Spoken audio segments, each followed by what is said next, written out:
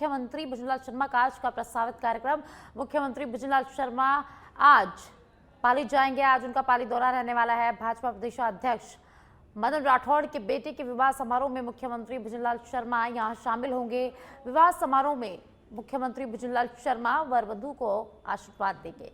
तो मुख्यमंत्री भुजनलाल शर्मा आज पाली जाएंगे, जहां वे भाजपा प्रदेशाध्यक्ष मदन राठौड़ के बेटे श्रेयांश राठौड़ की शादी में शिरकत करेंगे, वर वधू को आशीर्वाद देंगे। तो मुख्यमंत्री भुजनलाल शर्मा आज शाम उनका पाली जाने का कार्यक्रम है। वे आज पाली जाएंगे, जहां भाजपा प्रदेशाध्यक्ष मदन राठौड़ के बेटे श्रेयांश राठौड़ का आज विवाह है। उस विवाह समारोह में मुख्यमंत्री भुजनलाल शर्मा शामिल होंगे और वर वधू को आशीर्वाद देंगे। और इसके बाद शाम को रात को उनका जयपुर लौटने का कार्यक्रम है।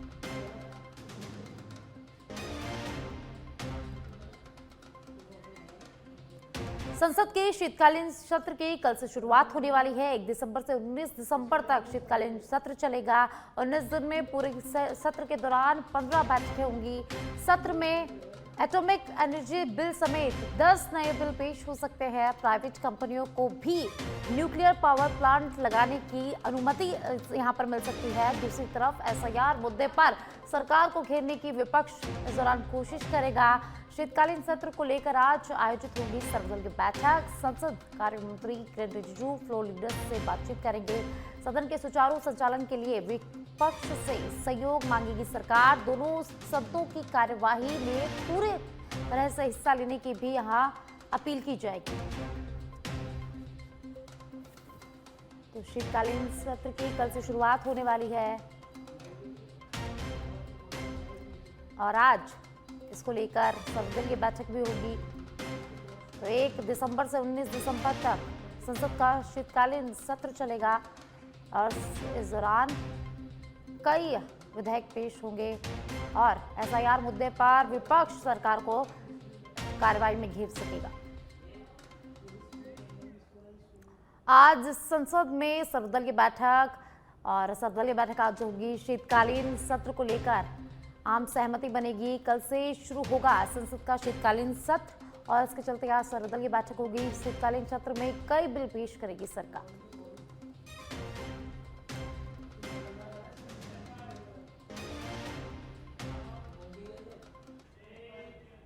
और अब पाली से खबर है, जहां बीजेपी प्रदेश अध्यक्ष मदन राठौड़ के बेटे श्रेयांश का विवाह समारोह आज है।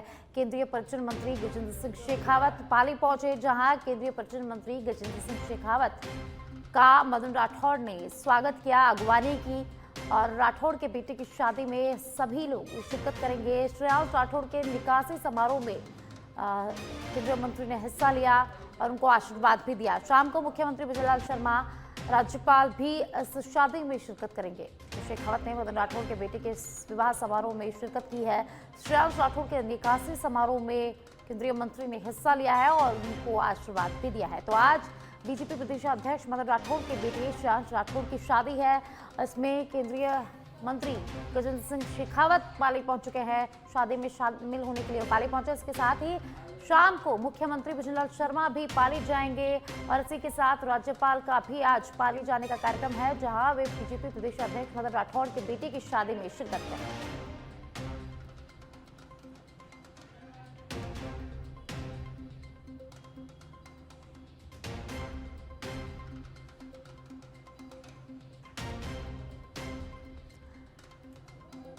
तो पाली से खबर हम आपको बता रहे हैं, जहां आज भाजपा के प्रदेश अध्यक्ष मदन राठौड़ के बेटे की शादी है।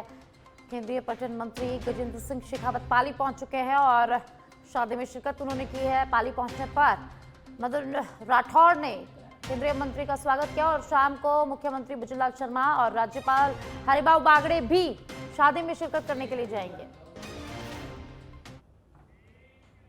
और अब जयपुर से खबर है, जहां संडे ऑन साइकिल का आयोजन हुआ। अमर जवान ज्योति पर इसका आयोजन किया हुआ। मंत्री राज्यवर्धन सिंह राठौड़ कार्यक्रम में मुख्य अतिथि के रूप में शामिल हुए। साइकिलिंग के माध्यम से पर्यावरण संरक्षण और हेल्दी लाइफस्टाइल को बढ़ावा देने का लक्ष्य यहां पर रखा गया।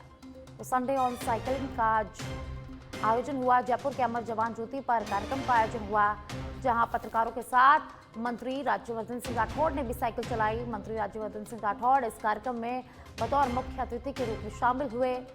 साइकिलिंग के माध्यम से पर्यावरण संरक्षण और हेल्दी लाइफस्टाइल को बढ़ावा देने का इस कार्यक्रम में लक्ष्य रखा गया।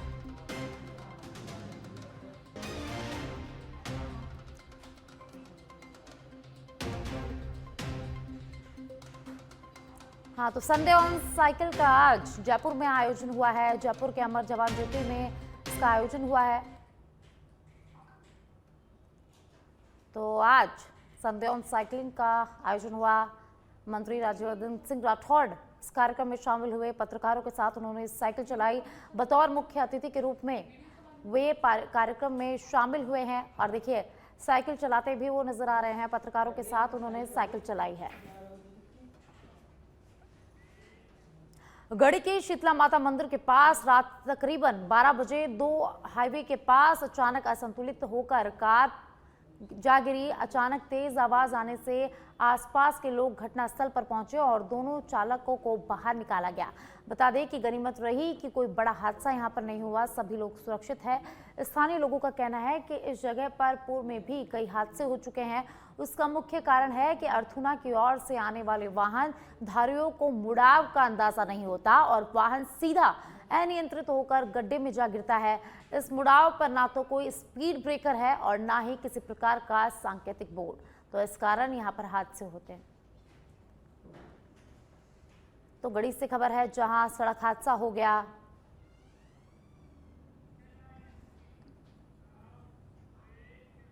और अब टोंक से खबर है जहां सचिन पायलट का 2 दिवसीय टोंक दौरा शुरू हो गया है। सर्किट हाउस में कार्यकर्ताओं ने सचिन पायलट का जोरदार स्वागत किया है। सचिन पायलट ने जन सुनवाई आज टोंक में की। आज अलियारी, क्यारिया, मेहंदवास सहित कई क्षेत्रों का दौरा करेंगे सचिन पायलट। तो सचिन पायलट टोंक दौरे पर हैं। 2 दिवसीय टोंक दौरा आज से सचिन पायलट का शुरू हो गया है। सर्किट हाउस में सचिन पायलट के पहुंचते ही कार्यकर्ताओं ने उनका जोरदार स्वागत किया और इसी दौरान सचिन पायलट ने जन सुनवाई भी की और आज कई क्षेत्रों का दौरा करेंगे सचिन पायलट। तो टोंक में कई इलाकों में जाएंगे, दौरा करेंगे। तो टोंक से खबर हम आपको बता रहे हैं जहां सचिन पायलट का 2 दिवसीय टोंक दौरा आज से शुरू हो गया है। सर्किट हाउस पहुंचने पर कार्यकर्ताओं ने सचिन पायलट का जोरदार स्वागत किया और इसी दौरान सचिन पायलट ने जन सुनवाई की। आम लोगों की समस्याओं को सचिन पायलट ने सुना। जनता ने अपनी समस्याएं उनके सामने रखी और उन्होंने अधिकारियों को निर्देश भी दिए। समस्याओं के निस्तारण के उन्होंने निर्देश दिए।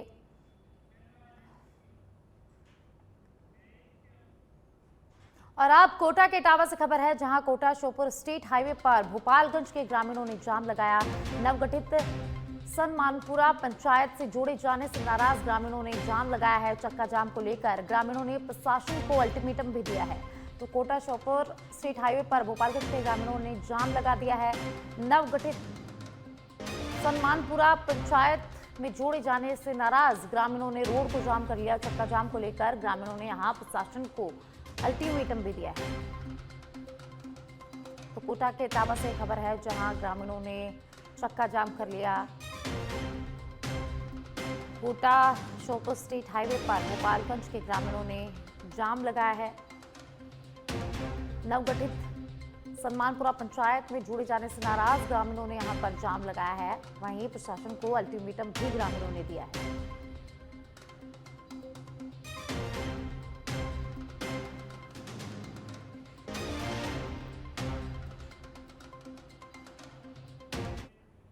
फलसून पुलिस की मादक पदार्थों की तस्करी के खिलाफ बड़ी कार्रवाई सामने आई है। कार्रवाई के दौरान 2 तस्करों को भी गिरफ्तार किया गया है। थाना अधिकारी भंवरलाल बिश्नोई ने बताया कि अवैध मादक पदार्थ के तस्करों के विरुद्ध पुलिस टीम का गठन कर मेहरानगढ़ निवासी आमदीन खां और बरकत खां को संदिग्ध परिस्थितियों में रोककर तलाशी ली गई। तलाशी में दोनों के कब्जे से 82 ग्राम स्मैक बरामद किया गया है। तस्करों के कब्जे से प्रयुक्त कार को भी पुलिस ने यहां पर जब्त कर लिया है। पुलिस ने दोनों तस्करों को गिरफ्तार कर मामला दर्ज कर लिया है और दोनों तस्करों से लगातार पूछताछ की जा रही है।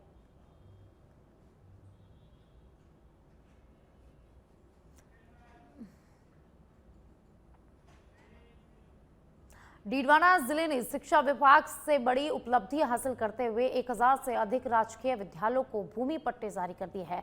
कलेक्ट्रेट सभागार में हुए कार्यक्रम में जिला कलेक्टर डॉक्टर महेंद्र खड़गावत और एसपी ऋचा तोमर ने विद्यालयों के संस्था प्रधानों को पट्टे सौंपे। पट्टे मिलने से अब स्कूलों में भवन निर्माण, कक्षा विस्तार, खेल मैदान, शौचालय और अन्य सुविधाओं के विकास में आ रही बाधाएं दूर होंगी और वे सरकारी योजनाओं का बेहतर लाभ उठा सकेंगे। इसे जिला शिक्षा अधिकारी अजीत सिंह ने राजस्थान के सबसे बड़े शिक्षा सुधार अभियानों में से एक बताया है। इससे पहले प्रदेश में चल रहे मुख्यमंत्री शिक्षित राजस्थान अभियान को भी मजबूती मिली है। वहीं कार्यक्रम में अधिकारी, पीईओ और विद्यालयों के संस्था प्रधान मौजूद रहे। तो डीडवाना से खबर है, जहां 1000 से अधिक राजकीय विद्यालयों को भूमि पट्टे मिले हैं। डीडवाना कुचामन जिले में चूंकि नया जिला है, 1325 या 30 स्कूलें यहाँ पर हैं। हम लोग 1025 स्कूलों को पट्टे जारी कर चुके हैं। तो इस डे को सेलिब्रेट करना चाह रहे थे। कुछ दिन पहले माननीय मंत्री जी के सानिध्य में 593 स्कूलों को पट्टे दिए थे, लेकिन उसके बाद में हमने अब 1025 स्कूलों को दे दिए। तो ये 1000 वाला जो आंकड़ा है, इसको हम सेलिब्रेट करना चाह रहे थे। इसीलिए जिन स्कूलों को नए स्कूल हैं, उनके प्रिंसिपल को बुलाया, उनके बच्चों को बुलाया। और ये एक ऐतिहासिक दिन इसलिए है कि अब इस स्कूल में जो स्कूल हैं वो किसी भी सरकारी या केंद्र सरकार की या राज्य सरकार की योजनाओं का लाभ ले सकती है और उनका मालिकाना हक उस स्कूल का हो जाएगा। उस स्कूल के अंदर कोई भामाशाह निर्माण करवाना चाहता है, उस स्कूल के प्रिंसिपल कुछ और नवीन योजनाएं अपने स्कूल में लाना चाहता है, तो बहुत ही आसानी के साथ आ सकता है। नए जिले डीडवाना कुचामन में हमारे श्रीमान कलेक्टर महोदय, एडीएम महोदय और शिक्षा विभाग की साथ में मिलकर के हमारे जितने भी विद्यालय थे, उन विद्यालयों को पट्टा वितरण कार्यक्रम हमने प्रारंभ किया। इसमें आज तक 1000 पट्टे विद्यालयों को हम वितरण कर चुके हैं और रजिस्ट्रेशन का कार्य प्रारंभ कर दिया गया है। ये एक पूरे राजस्थान को एक नई दिशा प्रदान करेगी कि जितने भी सरकारी विद्यालय हैं वो उनको। नवलगढ़ से खबर है, जहां नवलगढ़ थाना क्षेत्र के छाजड़ में देर रात कुछ हथियारबंद युवकों ने घर में घुसकर तोड़फोड़ और जान से मारने की धमकी देने की सनसनीखेज वारदात सामने आई है। रात करीब 12 बजे सुशील शर्मा के मोबाइल पर एक अनजान युवक का फोन आया था। फोन करने वाले ने सुशील से कहा कि नवलगढ़ चलना है और खून देकर आना है। सुशील के पूछने पर कॉलर ने अपना नाम राहुल बताया, जिसके बाद सुशील ने कॉल काट दिया। करीब 5 मिनट के बाद ही घर के बाहर 3 बाइकों पर 4-5 युवक पहुंचे थे। उनके हाथों में लाठियां, डंडे और लोहे के हथियार थे। घर के बाहर मौजूद नरेश जैसे ही बाहर आया, आरोपियों ने सुशील के बारे में पूछताछ की और फिर नरेश को मारने के लिए दौड़ पड़े। आरोपियों ने गेट पर लाठियां और लोहे के हथियारों से कई वार किए और गेट तोड़ने का भी प्रयास किया गया। इसके बाद वे घर में खड़ी 3 मोटरसाइकिलों में तोड़फोड़ करने लग गए। शोर सुनकर पड़ोसी एकत्रित होने लगे तो आरोपी मौके से फरार हो गए। बता दें कि जाने से पहले उन्होंने परिवार को जान से मारने की धमकी भी दी। पीड़ित की शिकायत पर पुलिस ने मामला दर्ज कर लिया है और आरोपियों की तलाश शुरू कर दी है।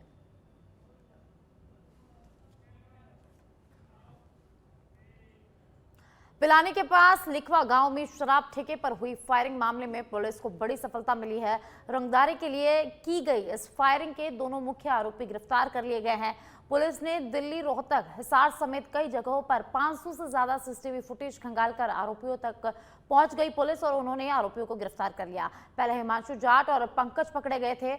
अब मुख्य आरोपी अक्षय पंडित को हरियाणा से, भवानी खेड़ा और सचिन मेघवाल को पाथड़िया रोड से गिरफ्तार कर लिया गया है। एसपी ब्रजेश ज्योति उपाध्याय के मुताबिक अक्षय पंडित हरियाणा में फायरिंग केस में वांछित था और यहां गैंग बनाकर रंगदारी वसूलने की योजना बना रहा था। पुलिस अब गैंग से जुड़े बाकी लोगों की जांच में जुट गई है।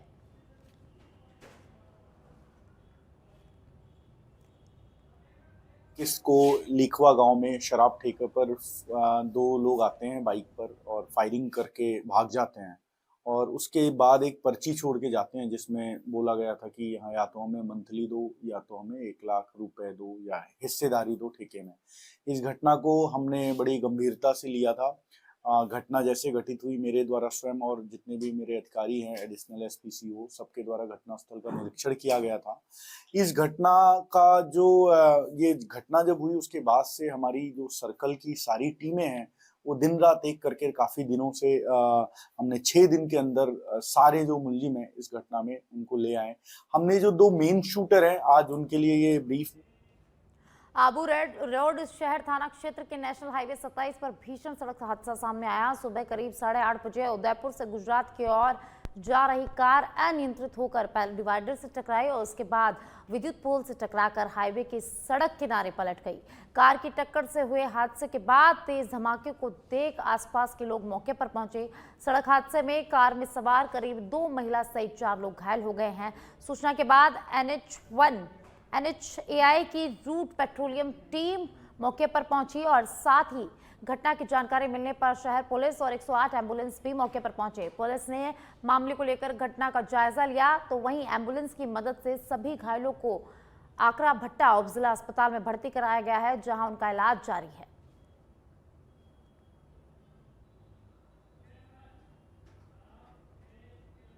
प्रतापगढ़ के रतलाम में राष्ट्रीय राजमार्ग स्थित बरखेड़ी पुलिया के मोड़ पर रविवार सुबह बोलेरो नियंत्रित होकर पलट गई।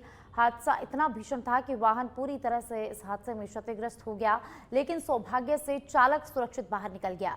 बोलेरो बड़ी संताली से अरनोद की प्रतापगढ़ की ओर जा रही थी। ऐसा बताया जा रहा है कि बोलेरो की स्टीयरिंग फेल होना दुर्घटना का मुख्य कारण है। ग्रामीणों का कहना है कि बरखेड़ी पुलिया पर सुरक्षा दीवार अधूरी है, जबकि पुलिया के दोनों ओर गहरी खाई होने से यहां हादसों को हमेशा जोखिम बना रहता है। ग्रामीणों ने पूर्व में कई बार ठेकेदार और संबंधित विभाग को सुरक्षा दीवार आगे तक बढ़ाने की मांग यहां पर की है, लेकिन उनकी मांग को नजरअंदाज कर दिया जाता है।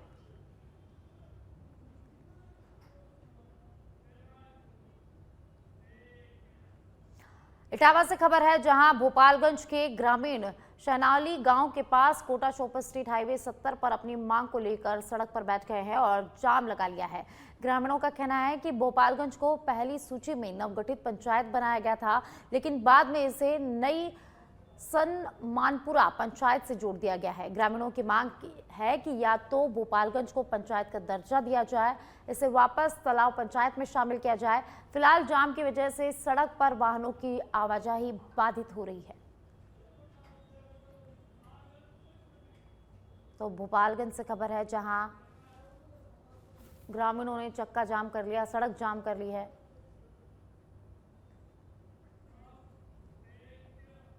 कपासन से बड़ी खबर है, जहां सिक्किम के राज्यपाल ओम माथुर रविवार को अल्प प्रवास पर कपासन पहुंचे, जहां उन्होंने पूर्व भाजयुमो जिला अध्यक्ष प्रमोद बारेगांवा के बेटे के विवाह समारोह में शिरकत की। राज्यपाल के आगमन पर पुलिस जवानों ने उन्हें गार्ड ऑफ ऑनर देकर सम्मानित भी किया।